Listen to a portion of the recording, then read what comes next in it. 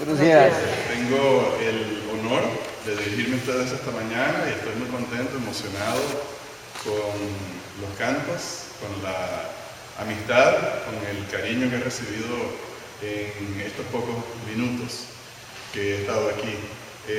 Me tocaba llegar aquí para compartir con ustedes la palabra de Dios y estaba preocupado de quedar mal y llegar tarde, así que me vine tempranito y llegué a las 9 de la mañana.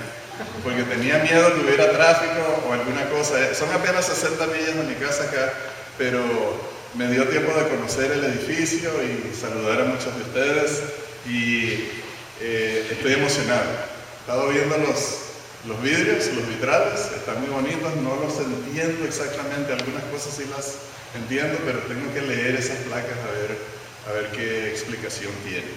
Esta mañana quiero compartir con ustedes una historia personal y una historia de la Biblia. Más o menos en el año 1975, cuando yo tenía 17 años, fui a hacer una investigación a la Biblioteca Nacional de Venezuela, en Caracas. Pedí un periódico que se me olvidó la fecha ahora, pero es de 1960, del 17 de noviembre más o menos de 1960. Porque quería ver una noticia. Me senté en una mesa muy amplia y empecé a voltear las páginas del periódico hasta que llegué a la noticia que yo estaba buscando. Estaba un señor tirado en un charco de sangre. Estaba muerto. Ese señor era mi padre, quien fue asesinado cuando yo tenía 2 años de edad. En mi casa yo crecí sin conocer a mi padre, pero oyendo historias de que él era un hombre bueno, muy querido, un hombre amoroso y generoso, que cuando lo enterraron, lo llevaron en hombros hasta su tumba. Gente del pueblo vino a cargarlo a él. Siempre tuve una buena imagen de él, pero cuando yo le preguntaba a mi mamá, ella me decía, a mí no me gusta hablar de eso, así que apenas ella lo mencionó en alguna que otra ocasión, contó alguna anécdota de él, pero por supuesto sí tenía a mi abuelita del otro lado de la familia y tenía tías que me decían que él era una persona muy alegre. Pero crecí sin padre y no conocía lo que era tener un padre en la casa y lamentablemente tampoco conocí lo que era tener una madre en la casa porque mi mamá se dedicó a trabajar mucho. Ella trabajaba mañana y tarde en un trabajo y de noche se iba a una escuela secundaria a dar clases. Así que por muchos años yo veía a mi mamá muy pocas veces durante el día, por pequeños momentos. Y eso afectó mucho a mis 2 hermanos mayores y a mí, en la ausencia del padre y en un sentido la ausencia de la madre. Y luego tengo otra historia, no es una historia de mi padre, pero es una historia de un padre que vivía al frente de la calle, al otro lado de la calle de donde yo vivía en Michigan, cuando estaba estudiando en la Universidad de Andrews. Este señor era un señor muy grosero y muy violento, muy agresivo. A veces yo estaba afuera, tal vez limpiando el auto, haciendo alguna cosa fuera de mi casa, y cuando este señor llegaba a su casa, pronto empezaba la gritería, los regaños, las amenazas, las peleas, y se sentía muy desagradable cuando ese hombre llegaba a la casa. Me imaginaba que esos niños y esa esposa se sentían tristes cada vez que llegaban las 5:30 de la tarde, cuando más o menos él llegaba a su casa, porque ahí empezaba la desarmonía, empezaba el mal sentimiento en ese hogar. Irónicamente, la Biblia cuando habla de Dios, en muchos casos habla de Dios como nuestro Padre Celestial. Ustedes han leído eso, ¿cierto? Jesús habló mucho acerca de Dios como el Padre Celestial. Pero yo no conocía lo que era un padre y claro, sí he visto los padres de otras personas, pero mayormente no conocía lo que era eso hasta que comencé a estudiar ese tema en las Escrituras. La Biblia nos dice a nosotros que uno de los grandes trabajos que hizo Jesús fue revelar a Dios, revelar quién era Dios. Y les voy a leer este pasaje en Mateo capítulo 11, versículo 27, donde dice: todas las cosas me fueron entregadas por mi Padre, y nadie conoce al Hijo sino el Padre, ni al Padre conoce a alguno sino el Hijo, y aquel a quien el Hijo lo quiera revelar. O sea que Jesús estaba diciendo que conocer a Dios, el Padre, era el trabajo que Él tenía que hacer de revelar, de dar a conocer a Dios a las personas. Porque nosotros mayormente ignoramos quién es Dios. Nosotros mayormente conocemos el mundo y lo que tenemos delante de nuestros ojos, pero no conocemos a Dios. Así que fue el trabajo de Jesús revelarle al mundo quién es Dios. Y uno de los temas favoritos, de las formas favoritas, más importantes, como Jesús reveló a Dios, lo reveló como el Padre. Jesús no habló de Dios como aquel Dios todopoderoso que está allá en el cielo, sentado sobre un trono, mirando y juzgando a la tierra. Así no fue como Él reveló a Dios. Mencionó a veces esas cosas, pero la forma como Él reveló a Dios es que Dios es un Padre. Y es un tema muy hermoso porque entonces Jesús, cuando Él empezaba a hablar de eso, se dio cuenta, y nos damos cuenta nosotros, que la gente de sus días no les gustaba que Él hablara de esa forma. Y lo digo por este pasaje que está en Juan capítulo 5, versículo 18, donde dice: por esto los judíos aún más procuraban matarle, porque no solo quebrantaba el día de reposo, sino que también decía que Dios era su propio Padre, haciéndose igual a Dios. O sea, ellos consideraban que si Jesús decía que Dios era su Padre, que Él estaba cometiendo una ofensa contra Dios. Y por eso lo odiaban y querían matarlo, porque la gente de su tiempo creía en Dios como un Dios muy lejano a nosotros, muy severo, que nos miraba y cuando nos veía encontraba todos nuestros defectos, encontraba nuestras fallas, encontraba nuestros pecados y decía: esta gente son unos pecadores, esta gente son malvados, esta gente no me sirve bien. Pero Jesús decía que eso era mentira, que Dios no era así, que Dios era un Padre amante y que cuando nos dirigiéramos a Dios le podemos decir a Él Padre, porque ese es el tipo de relación que Dios quiere tener con nosotros, que Él nos ve como sus hijos y que nosotros lo veamos a Él como nuestro Padre. ¿No es eso algo maravilloso? Sí lo es, ¿cierto? Porque cuando ustedes miran a sus hijos, ¿qué les viene a la mente? ¿Qué les viene al corazón? Les viene amor, ¿no es cierto? Ustedes tienen esos pequeños niños en los brazos, y esta mañana vi a un pequeño bebé de 2 meses, creo que está por allá atrás. Y aunque no es de uno, uno lo ve y uno siente cariño, uno siente ternura, uno siente compasión. Y pensar que cuando Dios mira a Josiel, y mira a Rafael, y mira a Rosa, nombres de algunos de ustedes aquí en la congregación, los mira como sus propios hijos, los mira con amor, los mira con el deseo de recibirlos en sus brazos, de darles protección, de darles bendiciones, de ayudarlos en sus necesidades y en sus problemas. Así que Jesús tenía una gran tarea de enseñarle a las personas que vieran a Dios como su Padre, no como un Dios severo, castigador, sino como un Padre amante, un Padre bondadoso, un Padre que se deleite en hacerle bondades a las personas. El versículo que leyó la hermana anteriormente, en Mateo 5:16, es la primera vez que registra el Evangelio cuando Jesús llamó a Dios Padre.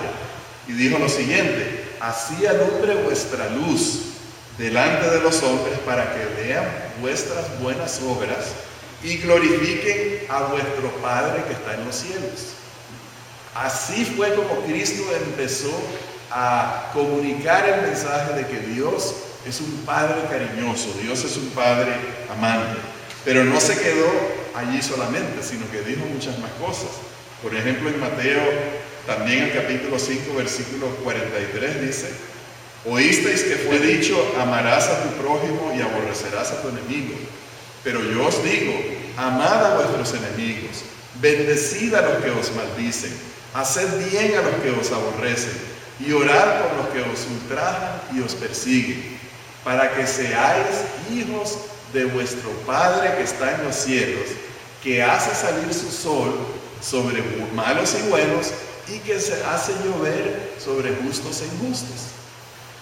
Piensen qué concepto tan maravilloso.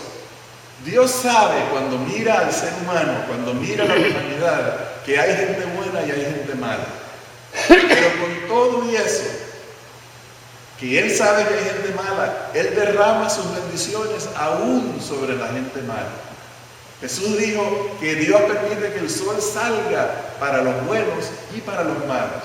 Que la lluvia, que es el sustento, que es lo que le da la capacidad a la tierra de producir alimento y de mantenernos con vida, que la lluvia cae tanto para los justos como para los injustos.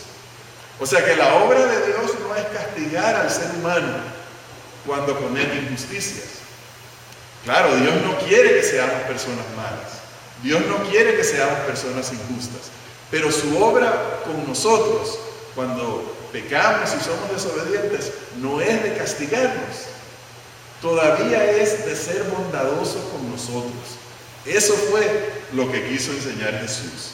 Más adelante, Él dijo lo siguiente en Mateo 6, el versículo 1 al 4. Guardaos de hacer vuestra justicia delante de los hombres para ser vistos de ellos.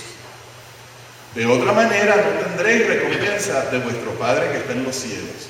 Cuando pues des limosnas, no hagas tocar trompeta delante de ti como hacen los hipócritas en las sinagogas y en las calles, para ser alabados por los hombres. De cierto os digo que ya tienen su recompensa. Mas cuando tú des limosna, no sepa tu izquierda lo que hace tu derecha, para que sea tu limosna en secreto, y escuchen esto tan hermoso, y tu Padre que ve en lo secreto te recompensará en público. Fíjense, Jesús le enseñó a esas personas que Dios busca encontrar en nosotros razones para darnos recompensas, para darnos premios, para darnos cosas buenas. Así como nosotros vemos a nuestros hijos, cuando se portan bien, nos agradan y nos complace ser buenos con ellos y hacerles un regalito. Dios busca en nosotros las buenas obras para darnos a nosotros recompensas. ¿No es eso algo maravilloso? Totalmente. Tenemos un Dios maravilloso, un Padre amante.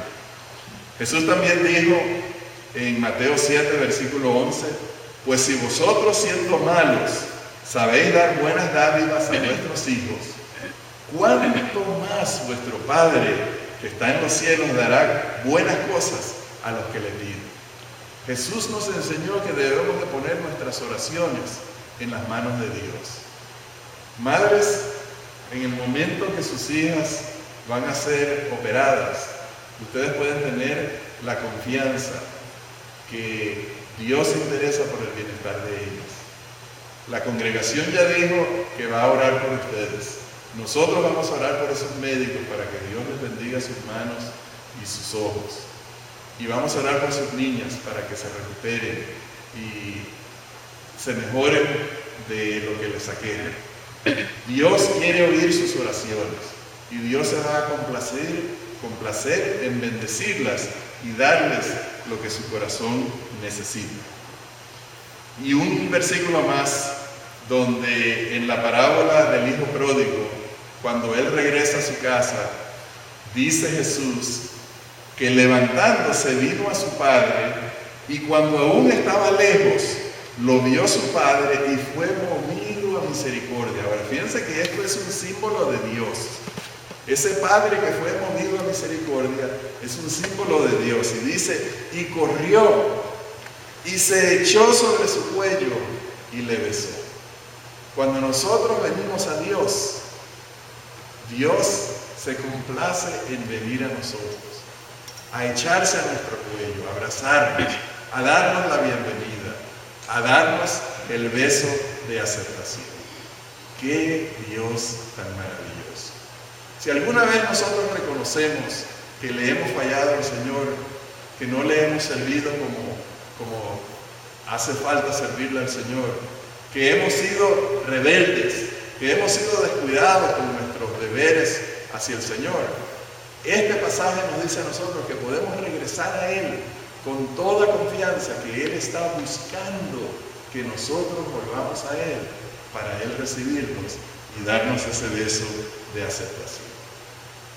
Así que cuando Cristo empezó a llamar a Dios Padre, no es que le estaba poniendo un nombre nuevo a Dios. No se trata de eso, sino que Él estaba redefiniendo, reenseñando a la gente el significado de quién es Dios. De ahora en adelante, es como que les hubiera dicho esto.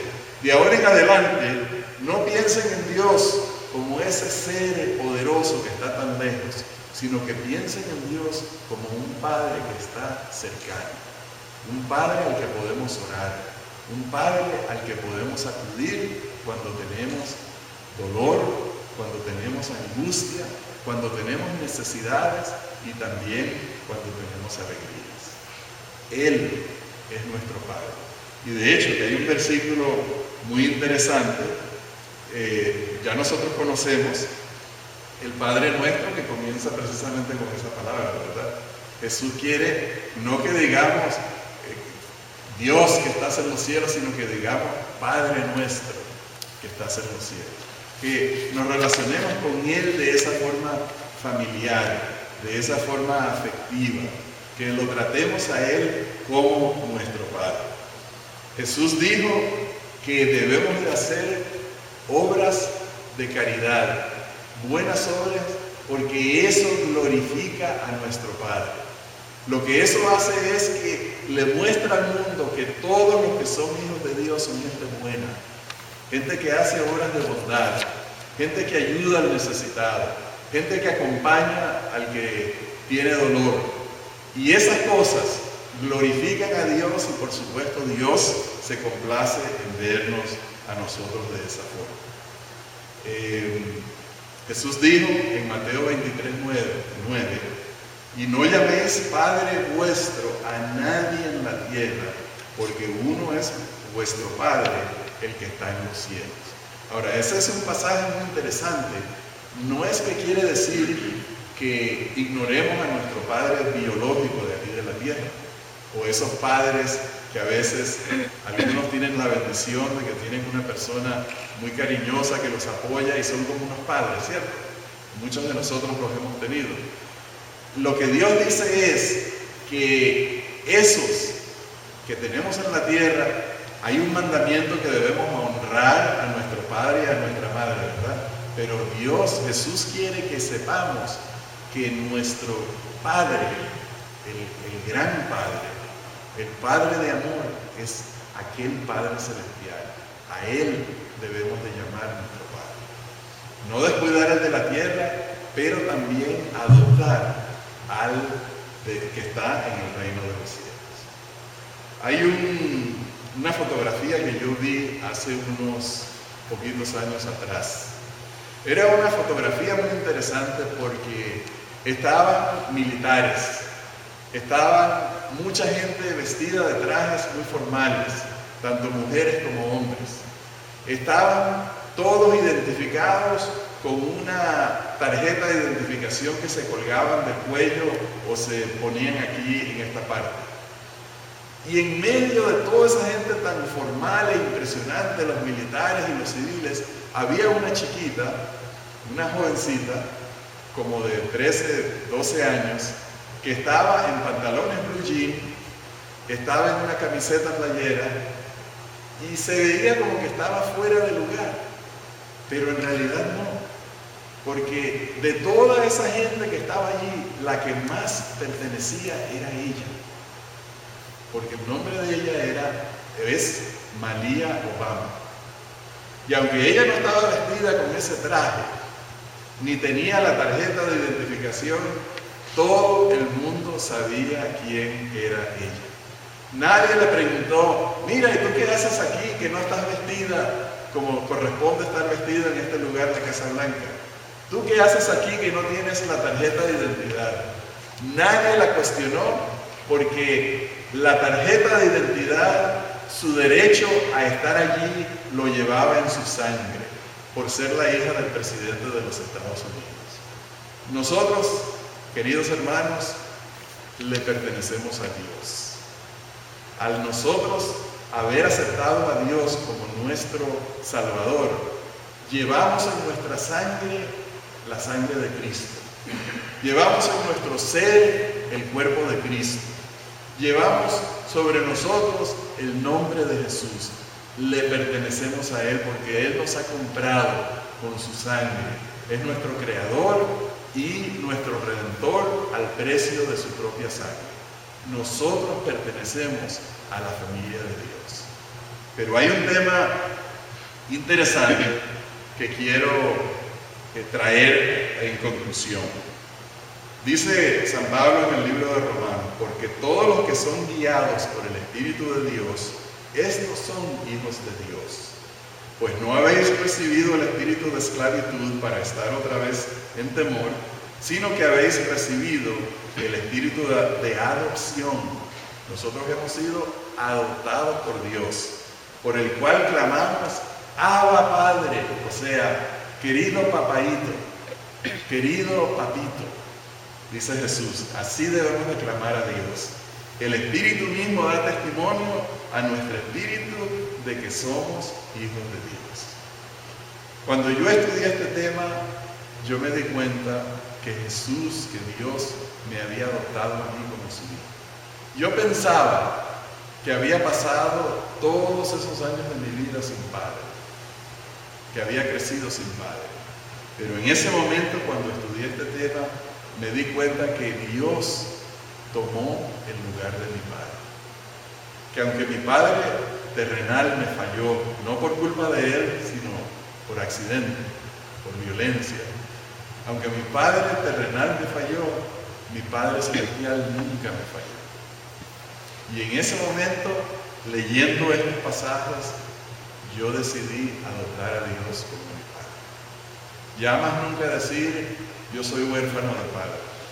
Ya más nunca pensar que estoy en este mundo, crecí en este mundo sin padre, sino darme cuenta, reconocer que tuve todos esos años, aunque lo ignoraba, un Padre maravilloso que me encontró fuera de su familia, me trajo a su redil y me adoptó como su hijo. Y yo quiero animarlos a todos ustedes a que adopten a Dios como su Padre Celestial.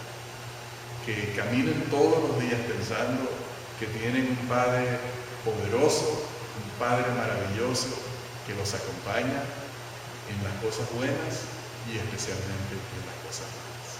Dios bendiga.